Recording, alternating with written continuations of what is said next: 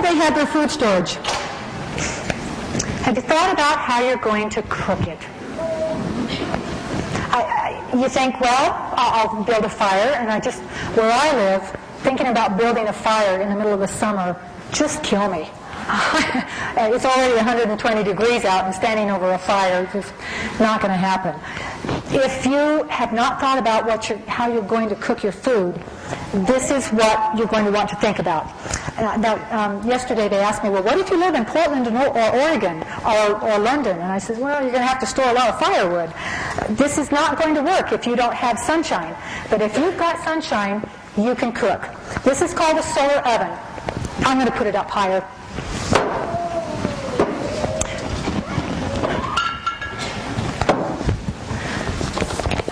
Solar ovens are basically an oven which uses the sun to cook your food.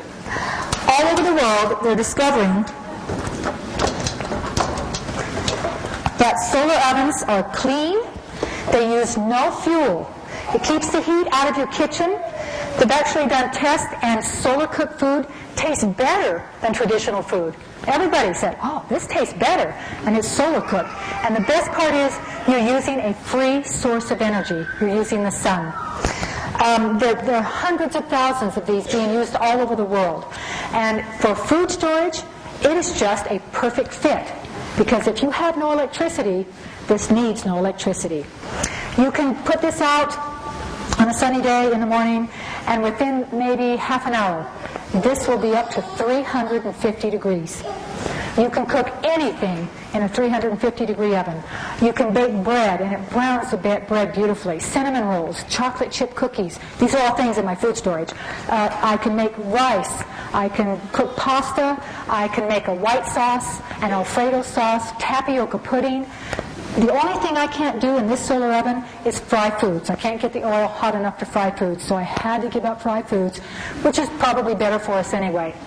This particular model, there are all kinds of solar ovens, and I'm not going to go into that now, but you can get a simple box cooker. You can even make a solar cooker. I did that, and I know people who have done that, and the only thing we could do with it was warm hot dogs.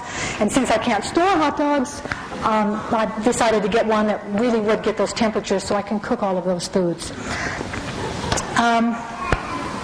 has a little rocker arm inside. And there's an arm back here so that in the early morning you can tilt it towards the sun. The whole idea, and I had a gentleman take my class, and he called it out 2 days later, and he said, I bought a solar oven and it doesn't work. I said, well, not a lot of moving parts. Why don't you bring it over and let's look at it? So we went out in the backyard, and I said, set it up for me. And he went like that, and he put it in the backyard, and he stood back, and he said, see, it doesn't work. But, well, it's simple, but it's not that simple. You really do have to tilt it towards the sun. Early morning, you're going to get the low horizon. You're going to tilt it towards the sun. There's a little leg back here that keeps it in this position. And as the day goes on, you need to move the oven and keep with the sun. Your reflector panels here will capture that sun and shoot it into the oven, but you have to have it at the right angle. If you go out there every 45 minutes to an hour, that should be good enough to say what you're trying to do is keep it towards the sun as it goes across the sky. If the temperatures go too low, your food's not going to be safe. There's some safety rules.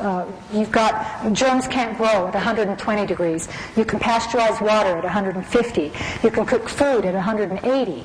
This easy gets to 180. And you can boil water at 212.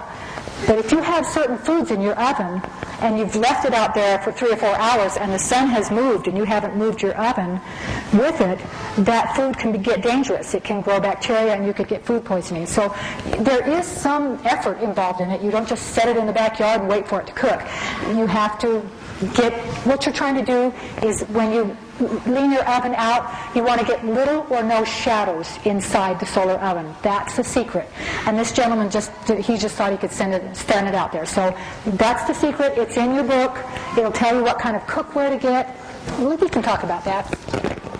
If you've got a cloudy day, now it can't be completely cloudy. You have to have some sun. You know, if you were in Alaska, you could still cook in Alaska, even though it's cold. If the sun is shining, you can still cook. In fact, if it's the summertime, you can cook day and night. So it does. In fact, one of the sisters here said that she went skiing and they put some solar ovens out, and was it 18 degrees out? And they came back from their ski trip about 3 hours later, and their dinner was all cooked out in their solar ovens. So it's the sun that cooks it, not the coolness. If it's cold outside, it's not going to make a difference. It might take a little longer for the oven to heat up, but it will still work. If you've got an intermittent cloudy day, the sun comes out, it goes back, it comes out. Your Dutch oven, the heavy metal cookware, is going to take a little longer to heat, but it's going to hold that heat.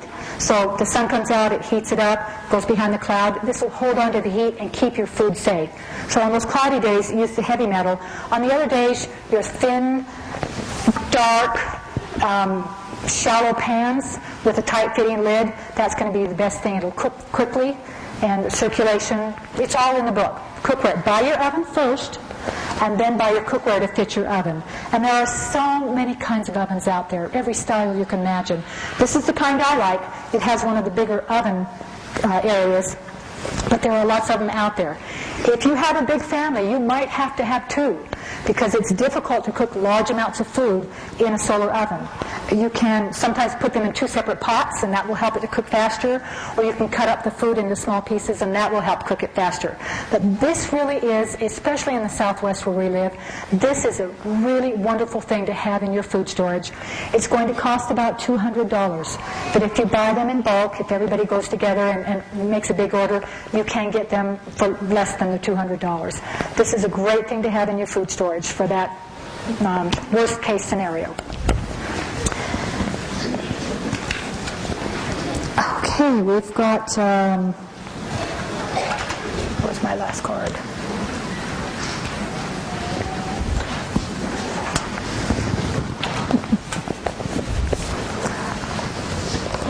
I have lost my last card. We're going to wait.